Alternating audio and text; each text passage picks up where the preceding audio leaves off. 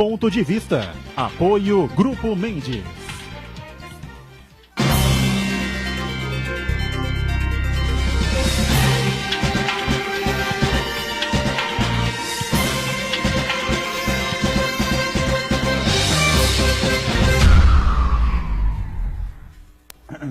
Olá, está começando aqui mais um Ponto de Vista, você sempre acompanhando a gente, conferindo conosco neste horário da 1h30 da tarde, horário do almoço e da tradição da discussão e do debate político aqui na cidade, claro, na nossa região metropolitana, né, com os temas que formam a nossa pauta aqui, local, regional, enfim, né, e claro, sempre acompanhando os debates e discussões dos temas de interesse nacional também, que são muitos, né, no nosso dia a dia, né, os problemas, as dificuldades, a Lava Jato voltando com tudo aí, enfim, não se sabe o que pode acontecer nesse período de pré-convenções eleitorais. As convenções vão acontecer só em junho e julho, né, mas os partidos estão definindo aí os pré-candidatos e cada escândalo, né, que envolve um deles vai uma candidatura para o ralo. E lembrando sempre da nossa reprise, também de segunda a sexta-feira, a partir das 20 horas, 8 da noite, sempre aqui na Santa Cecília TV. Bom, uma série de assuntos interessantes, importantes, não é? Para a gente debater sobre a cidade, sobre a gestão municipal, recebendo com muito prazer aqui novamente conosco Rogério Santos, que é o secretário de governo aqui da cidade, secretário de governo da Prefeitura de Santos. Prazer recebê-lo mais uma vez aqui. Rogério, tudo bem? Prazer é tudo meu, boa tarde a todos. Pronto aí para debater os assuntos, né, da semana que acabou, a Semana Internacional da Mulher. Né? Durante a semana foi debatido vários assuntos, questão do mercado de trabalho, e começando essa semana, que essa semana seja boa para todos nós. Sem dúvida nenhuma, que todos esperamos, né? Iberê Cirda, professor Iberê, de marketing político, mais uma vez está conosco, colaborando aqui com o Ponto de Vista. Tudo bem aí, Iberê? Tudo bem, sempre um prazer estar na companhia de vocês. E lá na Ponto Marcos Santana, atento às redes sociais, acompanhando as transmissões que fazemos aqui, não é? E, claro, a sua participação também. Tudo certo por aí, Santana? Tudo certo, boa tarde a todos. Boa tarde especial que nos acompanham ao vivo. Convido você a participar do programa, mandando sua pergunta, crítica, sugestão, por nossa página no Facebook, Ponto de Vista com Edgar Buturão, ou por e-mail, contato@pondevista.tv.br. O Ponto de Vista também pode ser acompanhado ao vivo pela internet, santaportal.com.br/tv. Os programas anteriores podem ser conferidos também na internet, no nosso canal no YouTube, na nossa página no Facebook. E você que nos acompanha na reprise, às 20 horas, uma boa noite. Muito bem, destacando aqui já na abertura, o Jornal da Orla circulou nesse final de semana, né, sábado e domingo, continua ainda nesta segunda-feira, por toda a cidade, por toda a região metropolitana, com essa capa, essa manchete, Cidadãos de Bem. É isso, Marcos Santana? Os cidadãos de bem são os maiores comparsas do crime da receptação, que é um tema que debatemos várias vezes aqui no Ponto de Vista. Inclusive o Paulo Della Rosa, que ele fala muito insiste muito sobre isso, ele foi uma das fontes de informação para essa reportagem, e a gente dimensiona a gravidade do problema, que muitas vezes as pessoas não têm a noção exata das consequências que é a receptação. Muitas pessoas acham que estão fazendo um negócio da China, sabem, na grande maioria das vezes sabem de que se trata de um produto resultante de roubo, furto, mediante a violência, muitas vezes até envolve casos de morte, chamado latrocínio. Então a matéria justamente vem para alertar a população sobre as consequências da receptação. Além disso, a matéria traz também uma estatística interessante, diversas pesquisas realizadas que indicam a subnotificação dos crimes contra o patrimônio. Estima-se de cada um caso registrado, existem outros 4 casos que não chegaram ao conhecimento da polícia, então não engrossam as estatísticas policiais.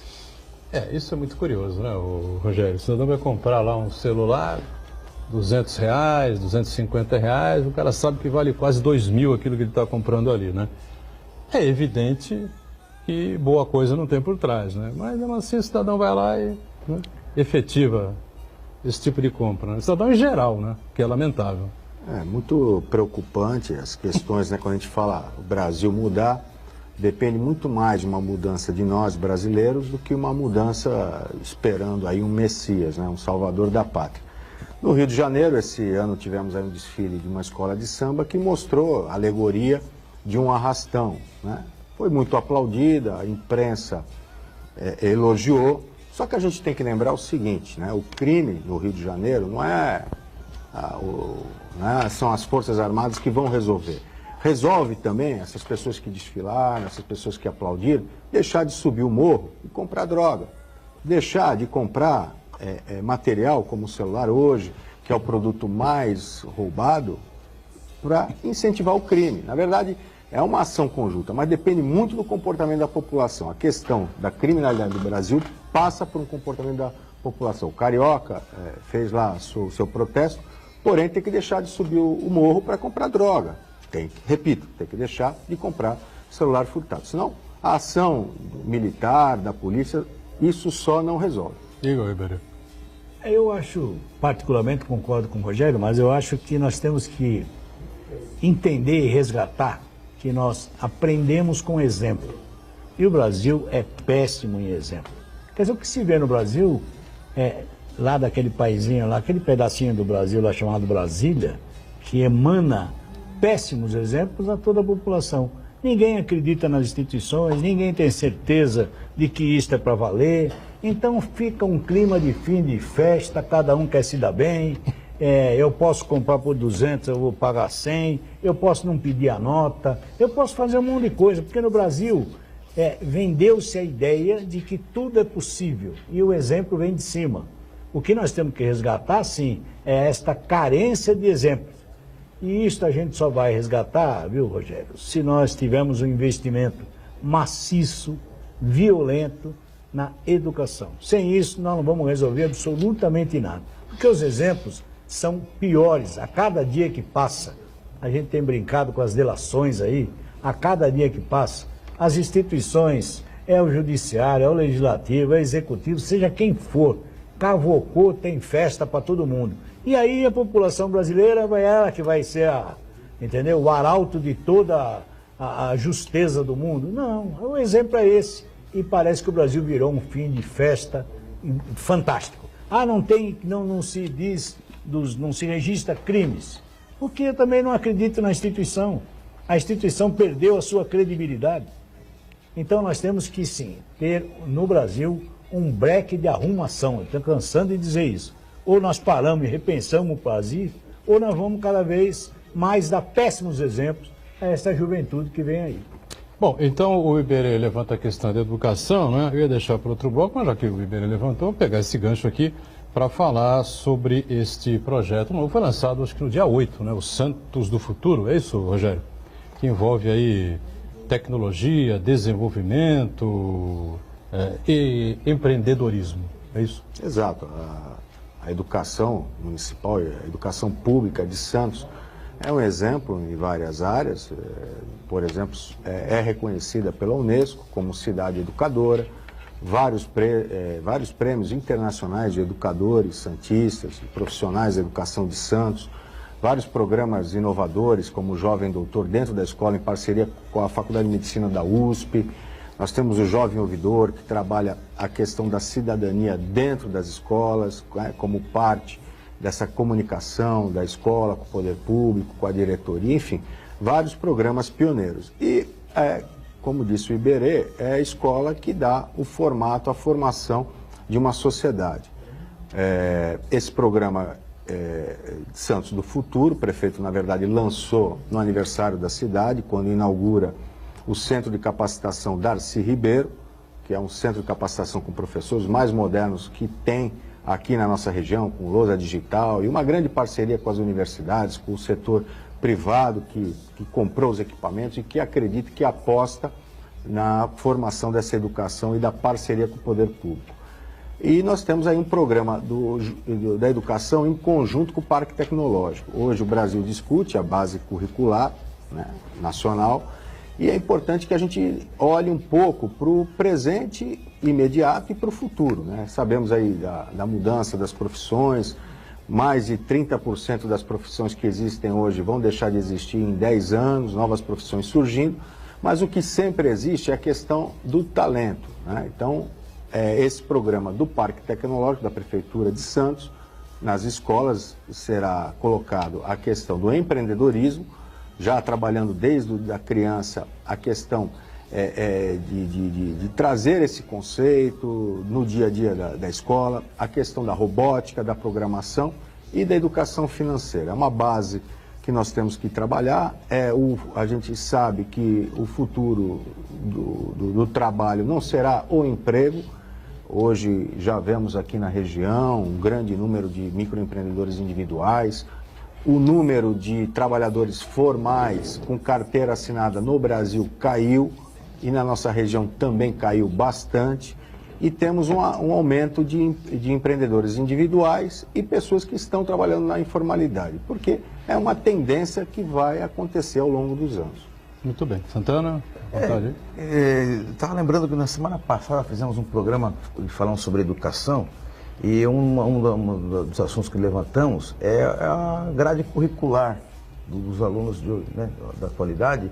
Muitas vezes ele é completamente desconectado da realidade do estudante, porque muitas vezes a pessoa ele aprende uma fórmula de química, de física, uma coisa específica de biologia que não vai aplicar no seu dia a dia. Então, mais do que nunca, o ensino, principalmente aquele fornecido pelo poder público, ele tem que se aproximar muito da realidade do aluno, das necessidades do aluno, das perspectivas do aluno. Então é muito importante que o ensino público privilegie, sim, disciplinas como a inovação, tecnologia, o empreendedorismo, mas também entendido como inovação. Porque não adianta você falar que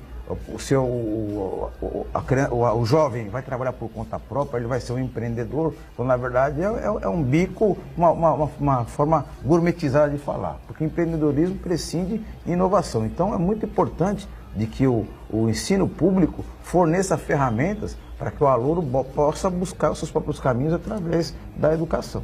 E assim, Santana, o mais importante, né, nós tivemos aí, já somos uma faixa etária um pouco mais velha, mas o ensino, por exemplo, tínhamos disciplina importante de filosofia, né? Hoje se discute a questão da escola sem partido. Eu acho que tem que se apresentar todas as formas de pensamento. A questão de uma matéria de filosofia é importantíssima, porque você apresenta a evolução do conhecimento ao longo da humanidade e traz aí as formas e as teorias do pensamento. Isso é fundamental porque, mais do que nunca, no momento de fake news, né, nós precisamos que os alunos tenham a leitura crítica do que é verdadeiro, do que é falso, de como pesquisar. E hoje a internet traz uma questão da polarização muito forte, porque há um tempo atrás as pessoas consumiam o jornal e o jornal traz as várias visões, as várias vertentes. Hoje não, a pessoa escolhe o que ela quer ler na internet. E acaba tendo esse extremismo que está acontecendo no mundo todo. Uma pessoa que é a favor do lado A, ela só vai ver coisas que falem bem do lado A. A pessoa que é a favor do lado C, só vai ver coisas a favor do lado C. E isso é uma tendência mundial que está acontecendo. Então, esse trabalho que a gente tem feito aí nas escolas de Santos, essa troca, esse modelo novo, onde nós trabalhamos não só com kits de robótica, com computadores, mas nós estamos trabalhando com xadrez, com jogos de lógica, jogos de tabuleiro, enfim. É dessa forma que a gente vem trabalhando a questão do jovem. E a questão da educação financeira. O brasileiro não tem, já teve, quando eu era jovem, eu lembro da questão da poupança, né? Havia uma cultura da poupança no brasileiro. Isso acabou. E, infelizmente, hoje, o brasileiro, quando envelhece, fica à mercê da Previdência, que não está bem da perna. Então, essa questão de que você traga um costume da economia, da maneira de comprar de maneira sustentável, né? Porque o mercado hoje, até a estratégia de prateleira, de supermercado, faz com que a criança, as prateleiras mais baixas, eles colocam os doces, porque a criança vai junto com a mãe e com o pai e pega, às vezes, um doce, algo que não é tão importante. Então, esses conceitos a gente vai passar, está passando na Escola de Santos, na escola pública, e também ressaltar aí o trabalho dos professores, principalmente na questão da educação inclusiva. Eu tenho aí um casal de amigos que tem um casal de gêmeos com síndrome, são autistas e estavam em escola particular, pois a psicóloga recomendou que eles fossem para a Escola Pública de Santos. E encontrei com a mãe há pouco tempo e foi só elogios. Então nós temos muita coisa positiva, na nossa cidade, temos problemas, é lógico, mas Santos tem avançado muito nessa questão da educação. Fernando Ribeiro. Eu fico olhando, até porque tive o prazer de ter sido secretário de Educação desse município e conheço muito a rede. Eu sei que a rede tem capacidade sobrando para que, na minha visão, possa criar o cidadão. Nós, de repente, estamos virando um pouco o foco para mostrarmos tecnologia, para nós mostrarmos os avanços da tecnologia, preparando o jovem para o mundo competitivo. Mas nós não podemos esquecer, Rogério, isso é uma coisa de pessoas mais idosas. Não podemos esquecer da formação do cidadão. Quer dizer, olhar o mundo. Então, o processo educacional é primeiro a educação, não é só a transmissão de conhecimentos. Então, a rede tem essa capacidade. É que nós ficamos agora assustados um pouco com a tecnologia e nós ficamos aí com robótica, maravilhoso. Mas nós não podemos perder a formação da criança no sentido de cidadania, de aprender os conceitos da sociedade, para discutir os valores sociais que são hoje defendidos ou questionados. Formar a criança no seu total, não só darmos à criança aquilo que a tecnologia nos oferece, prepararmos para ser um guerreiro. Nós queremos preparar a criança para que ela seja o quê? Um belíssimo cidadão. Que aí é que se resume a mudança de tudo isso. Então, até certo ponto, eu acho assim, a rede de Santos, que conheço muito bem, tem condições plenas de exercer o seu processo educacional. O que nós não podemos é ser atropelado pelas novas tecnologias e colocarmos isso sempre na mão da criança, como se isso fosse a solução. Não, eu acho que nós não podemos perder este foco que é o processo educacional. Educação, não só transmissão de conhecimento e de tecnologia.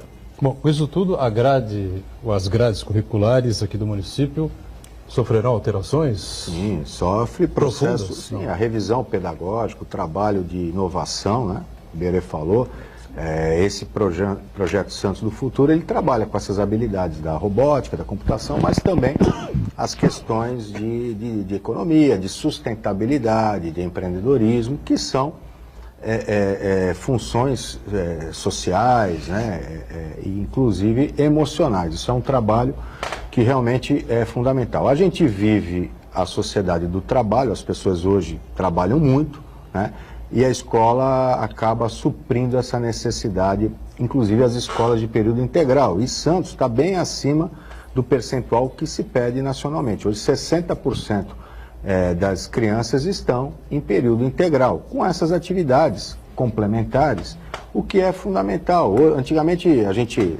o pai ou a mãe estava trabalhando e tal, você ficava na casa de uma avó, da tia, mas hoje a realidade é outra. As pessoas, quase todas elas, estão trabalhando, né? A sociedade é o momento do trabalho. Então, essa retaguarda da escola de suprir esse espaço emocional, conhecimento, família, senso crítico, a leitura, que antes você fazia, às vezes, com a tua avó, com a tua tia, com a madrinha, com o padrinho, a escola ela acaba tendo a necessidade, hoje contemporânea, de substituir, né? De complementar esse trabalho que a família tem que manter, mas o período integral na escola tem que trazer essas vocações que a prefeitura tem trabalhado e ampliado para isso. É o profissional do futuro, mas o cidadão do presente e do futuro, que é assim que a gente vai mudar o país. Bom, eu vi aqui também na pauta que a assessoria me mandou aqui, o pessoal da comunicação, a nossa jornalista Cuca Errador, né? Sabe quem é, né? Conhece, bem, né? Sabe. Bom, logo imóvel, né? São estações de trabalho, é isso? Isso. Também uma parceria com o governo do estado, a prefeitura, essa semana que passou, lançou o Logmob, que é um laboratório de mobilidade urbana, um trabalho desenvolvido pela Politécnica, da USP, em parceria com o recurso do governo do estado e da prefeitura.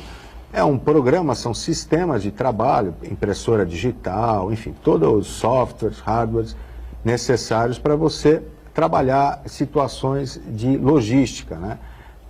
Isso pode ser usado, por exemplo, na questão do pré-sal, a logística offshore, que hoje está sendo discutida em Santos, no Parque Balneário, através da associação comercial, inclusive com a presença do presidente da Petrobras, do Pedro Parente, a questão da logística, de buscar uma base offshore, por exemplo, aqui no Porto de Santos. Já temos bases logísticas para o pré-sal, como Itanhaém, o aeroporto de Itanhaém já funcionando a pleno vigor, e esse laboratório ajuda a desenvolver sistemas mais inteligentes de uso racional dessa logística, não só no petróleo, também uma outra vocação que nós temos aqui, a questão do porto, a mudança da modal para a ferrovia, o laboratório também permite esses estudos, esses acompanhamentos, e a própria logística de mobilidade na cidade de Santos, né? Vamos fazer aí, quando entrar na etapa da entrada da cidade dos viadutos, vamos fazer desvios de trânsito, enfim. E esse laboratório será importante. Ele é de uso compartilhado pelas universidades e instituições que credenciem para usar o equipamento e aí desenvolver sistemas e produtos aqui para a nossa região, firmando o compromisso de uma nova vocação, a questão da tecnologia e do Parque Tecnológico de Santos. Muito bem, vamos aproveitar então esse gancho da mobilidade urbana, vamos para o intervalo rapidamente, né? E depois vamos discutir aqui com o Rogério essas questões, esse problema que envolve. Que problema não, pode ser uma solução também, né? Uber 99, Cabify, enfim, né? Esse sistema de transporte coletivo, público, enfim, né? Que você agita pelas redes sociais e que o Congresso Nacional decidiu que cada município resolve aí a sua vida, né? Vamos para o intervalo, voltamos já já. Decidiram.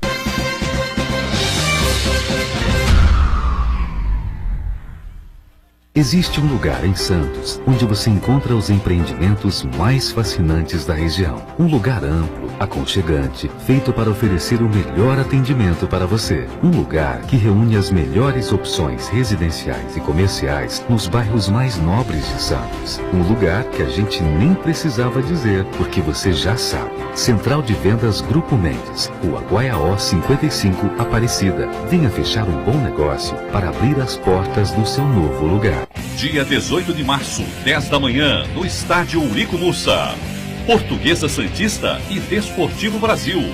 Vá ao estádio conferir a Briosa. Vamos lotar o Eurico Mussa e torcer pela Portuguesa Santista. Dia 18 de março, 10 da manhã. Jogo com transmissão pela Santa Cecília TV, ao vivo e exclusivo. Apoio Vestibular Universidade Santa Cecília. Com um mercado de trabalho cada vez mais exigente, é preciso estar sempre atualizado e saber como enfrentar novos desafios. Na Universidade Santa Cecília, você pode fazer cursos livres, extensão, aperfeiçoamento, especialização Lato Sensu e MBA e cursos empresariais personalizados. Cursos inéditos presenciais e à distância. Aproveite descontos especiais e financie 50% do valor das mensalidades. Faça pós Unisanta e amplie seus horizontes.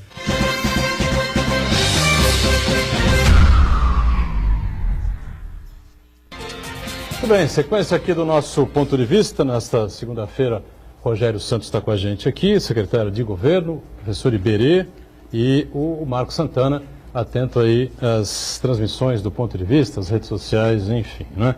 Então eu deixei no bloco anterior, virado para este bloco aqui, a questão da mobilidade urbana, que envolve, claro, movimentação de veículos pela cidade, essa coisa toda, né? E a história complicada entre os taxistas, né? E os chamados aplicativos, né? Bem lembrado aqui pelo Iberê, Uber 99 e Cabify, né? Se eu não me engano, os três estão por aqui, né?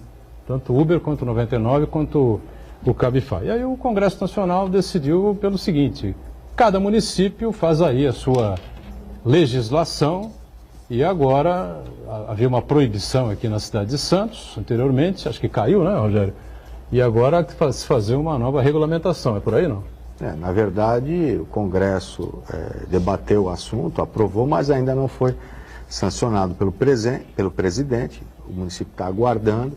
Foi feito aí algumas colocações, o transporte ele tem que ser regularizado, não pode ser proibido, e algumas questões já colocadas, como, por exemplo, não pode exigir placa diferenciada, enfim, várias questões. Mas o que a gente tem que chamar a atenção é o seguinte: o poder público, a sociedade, ela tem que dar respostas rápidas, né?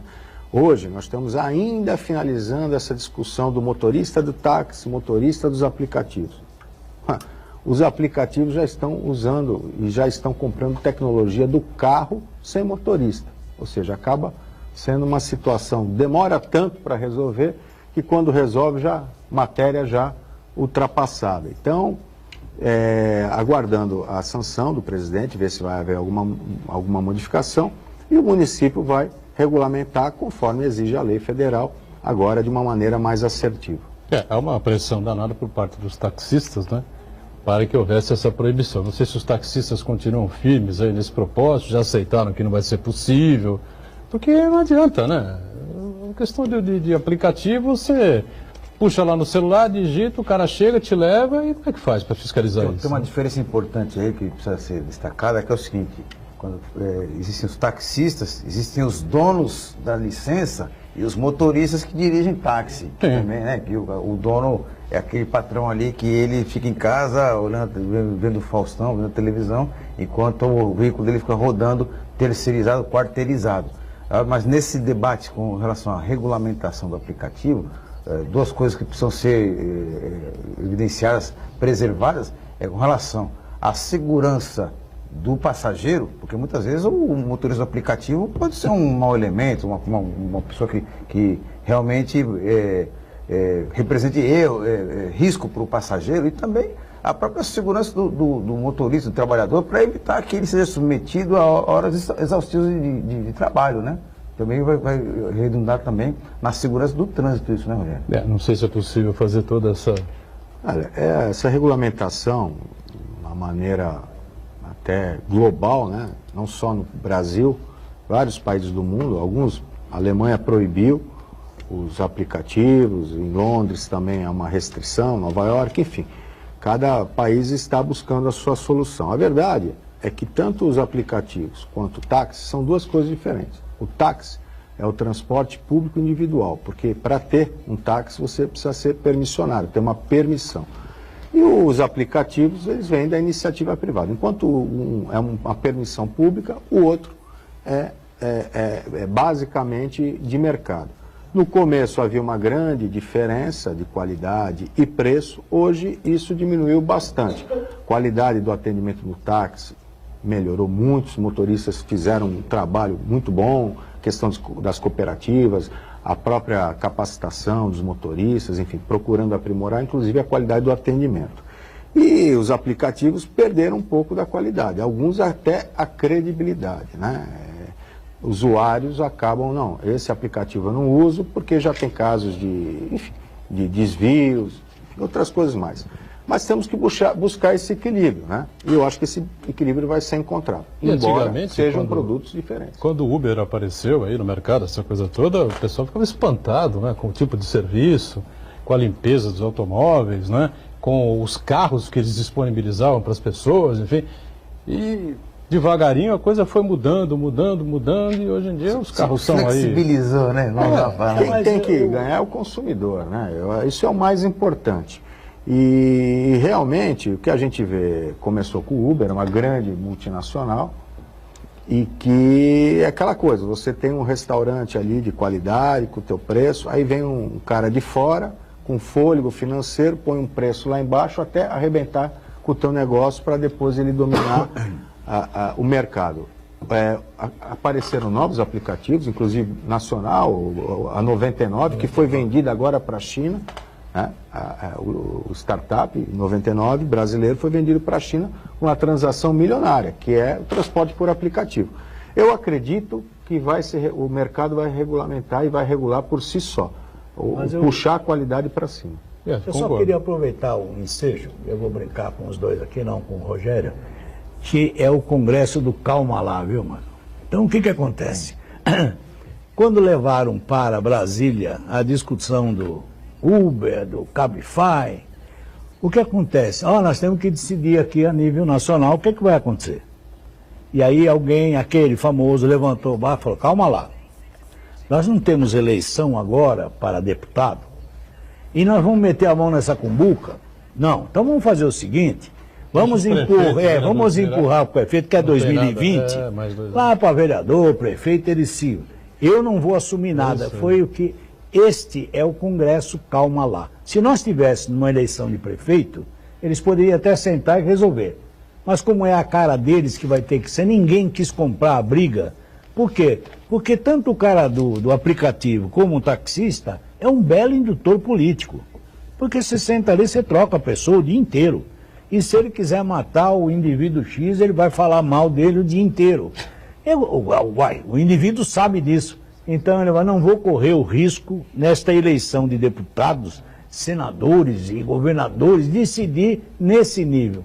Empurra lá para prefeito, que eles não estão precisando de voto mesmo, o vereador já está eleito, lá em 2020 se reforma, mas nós não vamos meter. Então, eu estou tentando dar o exemplo que eu repito sempre nesse programa. É o Congresso Calma Lá. Alguém disse, temos que resolver, o cara gritou, calma lá. Nós vamos meter a mão nessa cumbuca, nós vamos nos prejudicar na nossa campanha. Empurraram o presente de grego para prefeitos e vereadores. Tem prazo para resolver isso, não? Não, nós temos que regulamentar o mais rápido possível, até porque o consumidor precisa que seja regulamentado e trazer aí uma convergência e um equilíbrio. Repito, são duas coisas diferentes, cada um tem seus prós e contras, inclusive na questão das taxas, né, os taxistas pagam taxas que o Uber não paga, mas vai ter que pagar. O taxista tem o benefício do desconto na compra do carro, enfim, isso precisa ser feito de uma maneira equilibrada. O mais importante é a qualidade, a segurança e o preço justo para o consumidor. Isso é o que nós temos, que o poder público tem que atuar. É uma coisa que pode, na verdade, depois de regulamentado, transformar completamente o transporte coletivo na cidade, né? Inclusive o pessoal abandonando até os ônibus, né? Nós quatro moramos próximos, enfim, nós quatro, acho que dá, né? Liga um aplicativo, o Iberê senta na frente e nós três atrás. Moramos eu não sei por que eu na frente, porque eu sou mais gordinho, é isso? Uma barriga aí sobressalente, eu queria vamos expor você. Saber qual era não, vamos expor você a situação desagradável, tá certo? Então você fica na frente, nós vamos os três atrás e dividimos os quatro, um Uber ali vamos dizer assim, simbolicamente do Gonzaga até o centro de Santos. Vai dar R$10, né? Dá R$2,50 para cada um. Olha, veja como o Edgar está sendo justo. Se ele fizesse a proposta por peso, eu ia pagar 80%. Não. Aí, tá vendo, ele está sendo bem equilibrado, né? Dividir só pelo número de pessoas. Tá certo. Bom, você vê que é uma coisa que pode favorecer esse tipo de... Está acontecendo. Essa alteração, né? Essa geração nova, ela já não pede tanto para ter um carro próprio, né? Hoje, a questão da sustentabilidade, carros elétricos, carros menores, menos possantes. Pessoas, minhas filhas, por exemplo, não gostam nem muito de dirigir. Trouxe, sim, uma nova alternativa, né? O compartilhamento do automóvel e outros sistemas, além desse tipo de aplicativo, como o carro compartilhado mesmo. São novas soluções para as cidades, né? Hoje, 80% dos brasileiros moram em cidades, a população mundial ainda é 50%, mas o Brasil é um país bastante urbano. E um dos problemas urbanos é justamente a questão da mobilidade. E a gente tem que buscar novas formas. O VLT aí é um grande sucesso. A expansão das ciclovias na nossa cidade é um grande sucesso. As pessoas, inclusive, vão de skate elétrico, agora uns patinetes elétricos, inclusive para o trabalho, né? São novas modalidades, né? Na Europa se usa muito a bicicleta. Tem países pequenos, mas que praticamente as pessoas só usam bicicleta, usam o carro, alugam o carro para viajar, nem carro tem na garagem. E é uma questão de sustentabilidade e é muito positivo, e a nossa cidade ajuda porque ela é plana. O VLT vem para ficar, essa expansão da fase 2 é muito positiva, e a gente trabalhando aí na questão da melhoria das nossas vias, né? O prefeito aí buscou os recursos, estamos já fazendo as obras da entrada da cidade, que isso vai também mudar bastante a questão da mobilidade, não só urbana, mas metropolitana. Quer falar alguma coisa disso, Antônio? Você apontou essa possível concorrência do Uber com o transporte coletivo, até talvez seja saudável, porque vai estimular a empresa que tem a concessão de transporte coletivo em Santos, e promover mudanças, inovações, de aperfeiçoar a sua frota, melhorar a regularidade, a pontualidade, melhorar o Wi-Fi, que muitas vezes é alvo de reclamação entre os passageiros. Então, a competição sempre é saudável, até principalmente do ponto de vista do cliente, no caso do passageiro. Não, não tem dúvida, a competição sempre é saudável, é importante, né? Mas aí no caso, sinceramente, eu acho que esses aplicativos vão levar uma enorme, gigantesca vantagem, né? Porque o que eu disse aqui, juntamos nós 4 aqui, supostamente morando perto um dos outros, né? Mas, o ponto é aqui, tá certo? Então tá bom. Qual é o aplicativo? Pum, aplicativo 4 pessoas. Bom, você tá aqui, Berê na frente, não, uns 3 atrás, 2,50 para cada um, tá pago. Que hora você sai? Não sei o quê. Sai mais ou menos 6 horas, 6h30. Enquanto lá e tal, chama de novo, 2,50. 5 mangos por dia, tá de bom tamanho. Né? Olha, você vai para ar-condicionado. É a história da lotação, né? Volta, vira, acabou. O que nós estamos dizendo, nada se cria, tudo se copia, né? No tempos de Antão, tinha-se a lotação. Assim como no Rio de Janeiro, é comum a lotada. Todo mundo vai trabalhar desta forma. Pode ser o carro que for, eles marcam, fazem o rodízio de carro, cada um pega até um pacote, são 5. Cada semana um vai com o seu carro, né? É a lotada, e como já existia a lotação. Essas fórmulas não são novas, terão que ser adaptadas, até por conta do processo do desgaste econômico, temos que pensar por aí.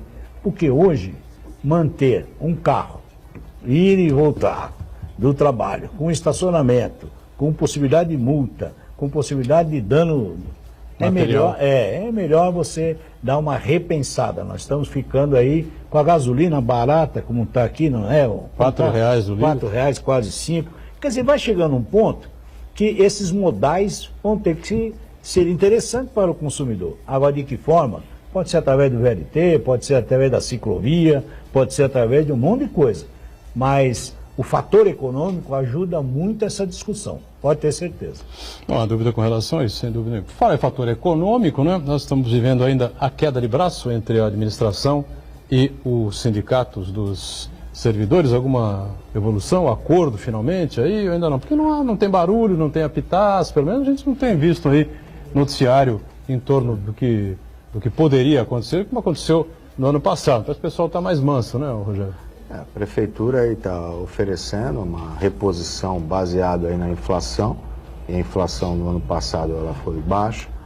Tem discutido aí com os sindicatos, né, e acredito que vai sim chegar a uma solução e a gente possa fazer de uma maneira responsável reposição da inflação, a proposta que a prefeitura tem condição de cumprir, mas sempre de uma maneira responsável. O principal motivo da administração pública é servir o cidadão de maneira responsável. E nós não podemos, nesse momento, aí causar um desequilíbrio econômico, financeiro da prefeitura, porque o momento para o poder público, seja qualquer cidade, não está fácil, né, com toda essa crise, então tem que tomar uma medida responsável, e o servidor público está consciente da situação atual econômica do país e principalmente consciente da sua importância para a população. Em um momento em que a população cada vez mais usa escola pública e a população cada vez mais usa a saúde pública e os equipamentos, principalmente sociais, além da questão cultural, esportiva, enfim. O poder público hoje ele tem uma grande importância para grande parcela da população. E o ano passado nós acompanhamos aí, o grito foi muito forte, principalmente do sindicato dos estatutários, não foi isso? Estatutários, né? O presidente esteve aqui, deu suas explicações, enfim, uma queda de braço, paralisação, aquela berraria toda na porta, pitaço na porta da prefeitura, as faixas lá colocadas, enfim. Mas na verdade, houve assim uma paralisação tão intensa, mas houve, né?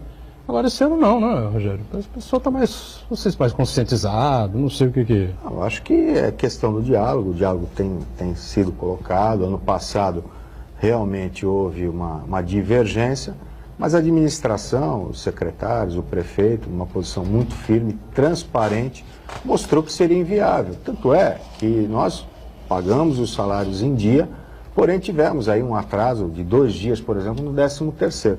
Se nós dessemos o que os sindicatos tinham pedido, nós não tínhamos pago nem o salário de agosto. Era inviável. Então tem que se trabalhar com responsabilidade. Não adianta dar aumento e chegar no fim do mês não ter dinheiro para pagar salário.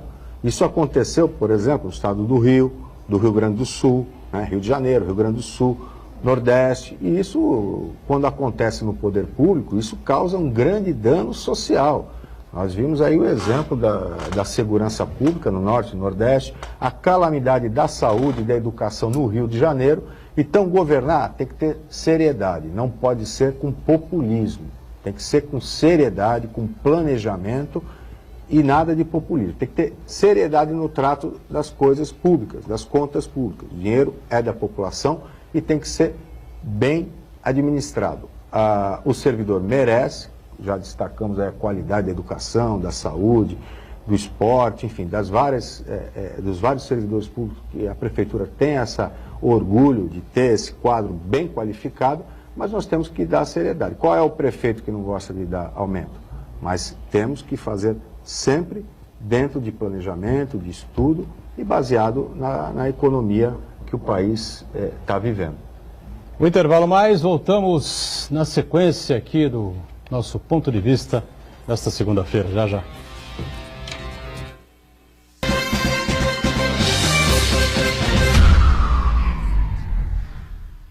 Existe um lugar em Santos onde você encontra os empreendimentos mais fascinantes da região. Um lugar amplo, aconchegante, feito para oferecer o melhor atendimento para você. Um lugar que reúne as melhores opções residenciais e comerciais nos bairros mais nobres de Santos. Um lugar que a gente nem precisava dizer, porque você já sabe. Central de Vendas Grupo Mendes, Rua Guaiaó 55, Aparecida. Venha fechar um bom negócio para abrir as portas do seu novo lugar. Santa Cecília TV no canal 52.1 HD. Se você ainda está com dificuldade de sintonizar a Santa Cecília TV em alta definição pelo sinal digital, você precisa escanear os canais da sua TV através da autoprogramação no seu controle remoto. É bem simples e você sintoniza os nossos programas com qualidade digital, de imagem e som, sem pagar nada por isso. Santa Cecília TV 52.1. Escaneie e sintonize a maior programação regional da sua TV em alta definição. 35º Jogos da Unisanta. Atenção, atléticas! Inscrições abertas de 5 de março a 2 de abril. O regulamento está disponível no site jogos.unisanta.br. Inscreva-se o quanto antes. 35º Jogos da Unisanta. O maior evento universitário esportivo do estado de São Paulo. Realização: Universidade Santa Cecília.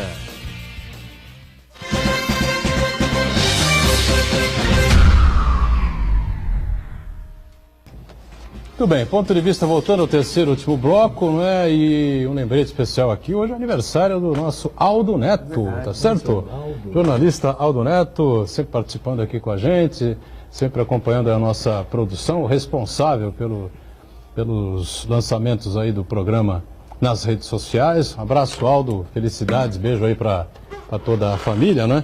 E falando no Aldo, a gente lembra sempre do futebol, do Santos, né? O Aldo ficou marcado pela assessoria do Santos. Hoje saiu a convocação da seleção brasileira, deu vontade de chorar, entendeu? Juro por Deus. Tirar o lenço branco aqui, entendeu? Falar, socorro, pelo amor de... Essa é a seleção brasileira que vai para a Copa do Mundo? Fagner, Rodrigo Caio, Talisca. Para. Não, para. Vamos jogar futebolzinho na praia aqui, porque, olha, Deus me livre, o que é isso? Ou o Tite enlouqueceu, ou, sinceramente, essa seleção brasileira... Tudo bem, faltou o Neymar, tá machucado e tal, mas credo, o que é isso? Bom, o Marcos Santana queria fazer uma pergunta, em questão do Rogério Santos, aqui o secretário de governo, tem a ver com as enchentes, né, os alagamentos, diria Luiz Alberto Maia, ex-secretário, né, falecido Luiz Alberto Maia, foi secretário de Obras do Justo, que já uma polêmica danada naquela época, né, porque lá inundações, e o Maia veio e falou para o Jornal Tribunal, temos inundações, temos alagamentos na cidade. Diga, Santana. Pois é, secretário, na semana passada, mais uma vez, Santos foi atingida novamente por uma chuva muito forte, é verdade, que um índice de queda de chuva histórico, mas ainda assim, muitos lugares sofreram bastante com as chuvas, e eu destaco dois principais, ali a entrada da cidade e a Avenida Nossa Senhora de Fátima, que eram locais que seriam contemplados por aquele projeto Santos Novos Tempos.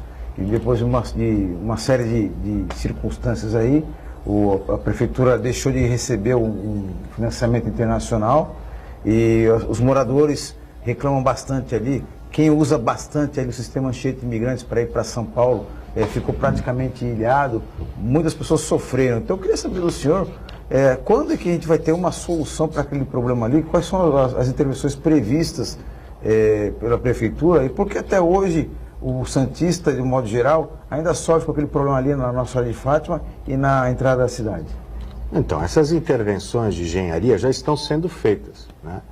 O trecho 1 da etapa da entrada da cidade, por exemplo, que passa ali, que foi feito ali desde da Praça dos Andradas até o próximo ao cemitério, aquele trecho lá foi feita a pavimentação, nova microdrenagem e desobstruída uma galeria que existia lá, que foi entupida por uma empresa de transportes e do outro lado, porque a canalização sai do bairro em direção ao estuário, ao porto, e também obstruída por um terminal portuário. A prefeitura, quando fez a pavimentação, a nova pavimentação, calçada e iluminação, desobstruiu aquela galeria. Então, ali naquela região do Maria Patrícia, que era um dos pontos críticos, não teve essa inundação. Inundação são 2 pontos principais na Nossa Senhora de Fátima, né?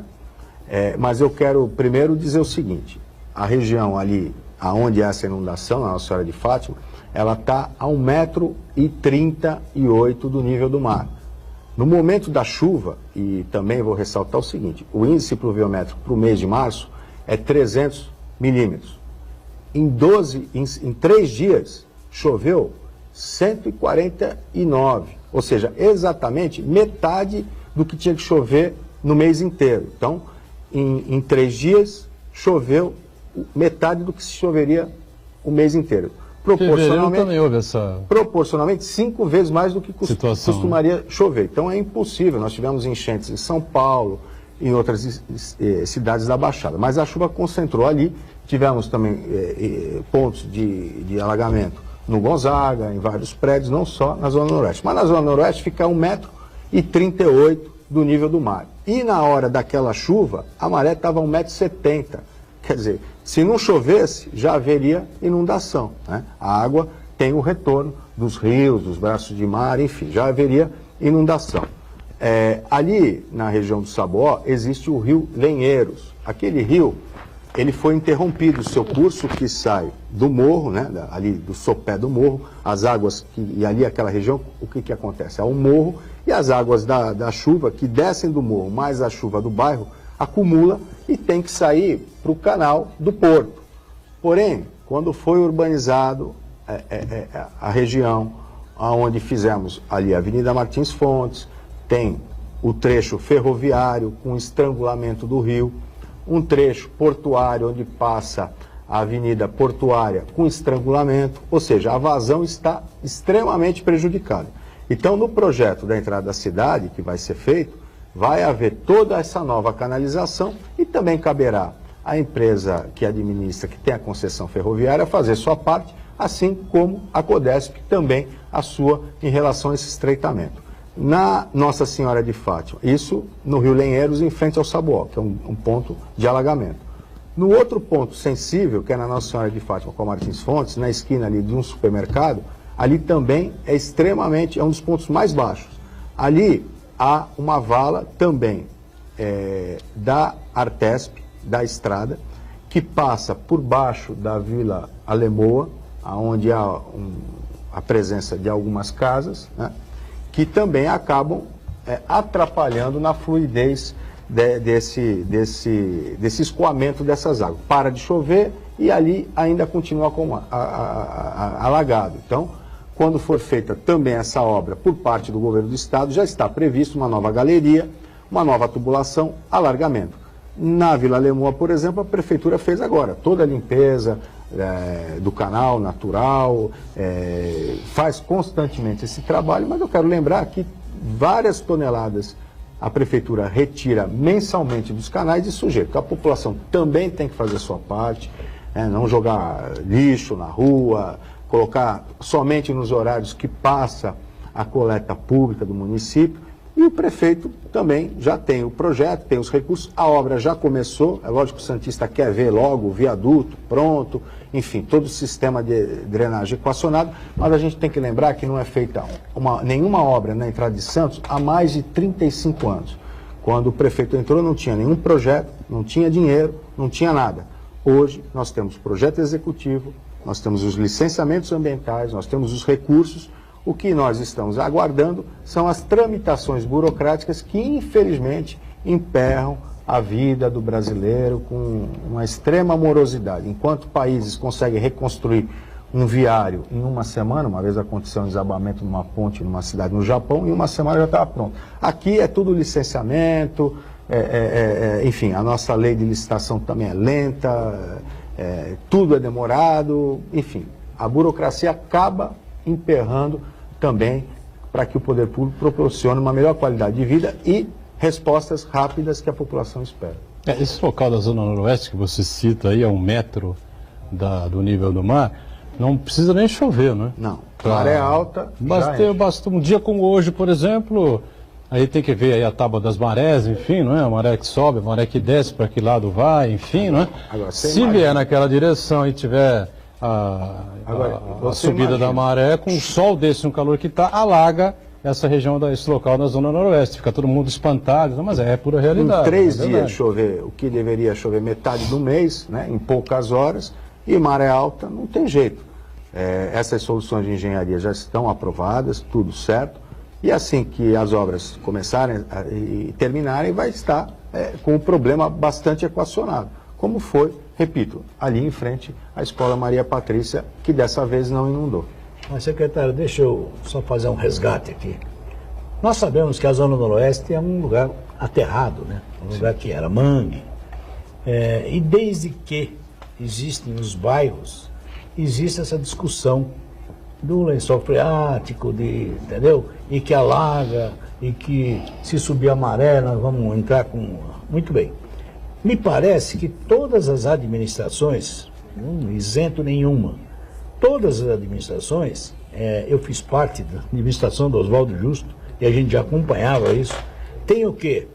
A exata noção de quais os problemas e onde deve ser atacado.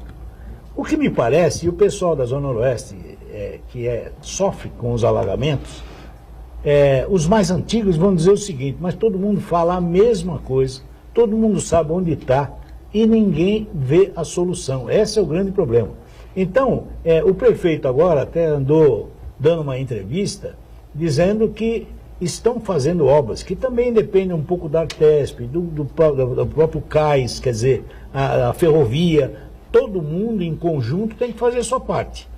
E na verdade é assim, continua o alagamento, essa é a minha preocupação.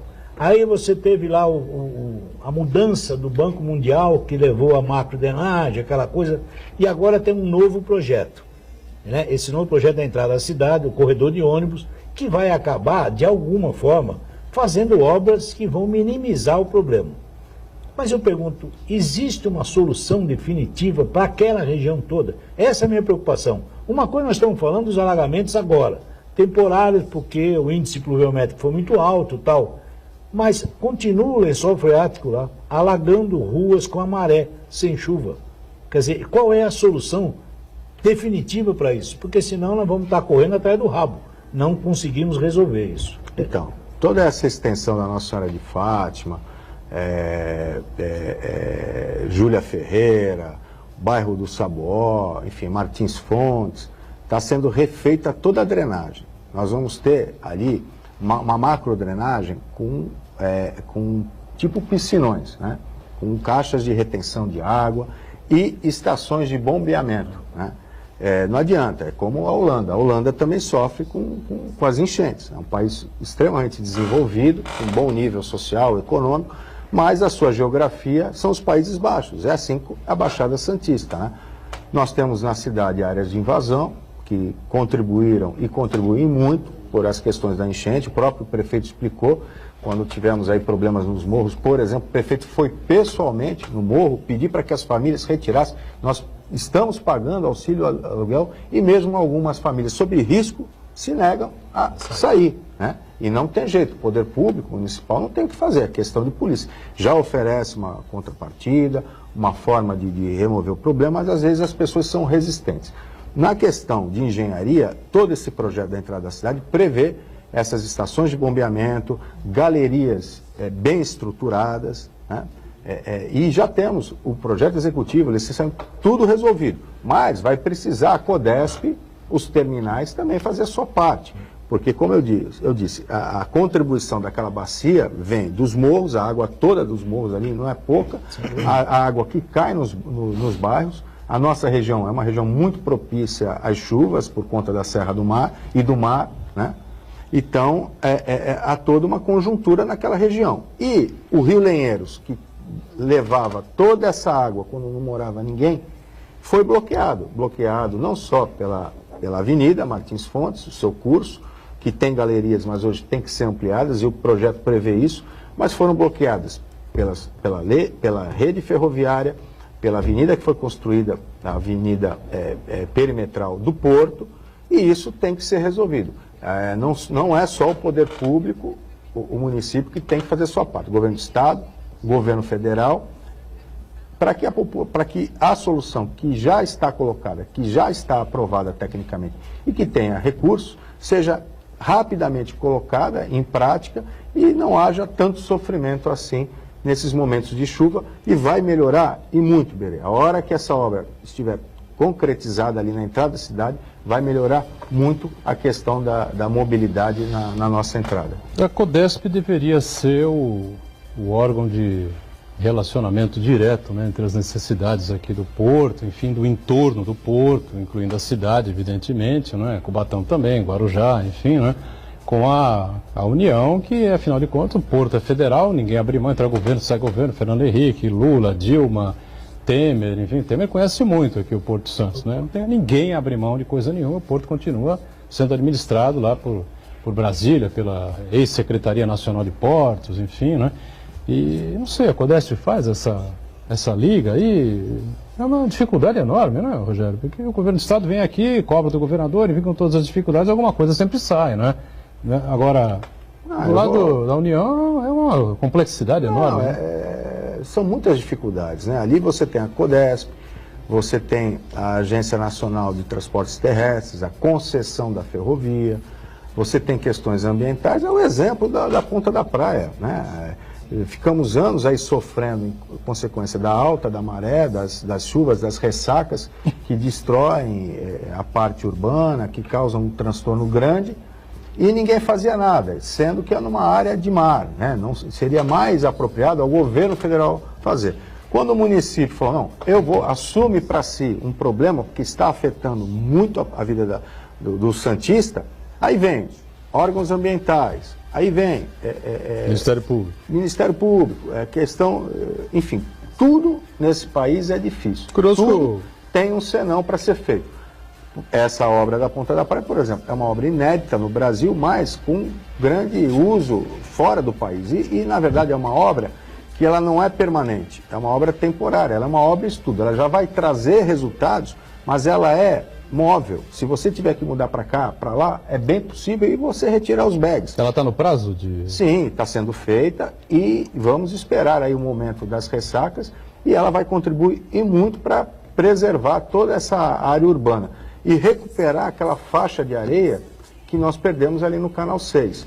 É um estudo e vai ser ampliado. Então, nós vamos estar monitorando sempre. O que é importante é assim, todos esses órgãos, né, foram criados, esse conjunto, né, do governo, seja o federal, seja estadual, Ministério Público, órgãos ambientais, sociedade, ela é feita para trabalhar para o bem do cidadão. Só que quando há muita interferência e nada sai do lugar, acaba atrapalhando a vida de todos nós, né? E o que nós queremos é soluções.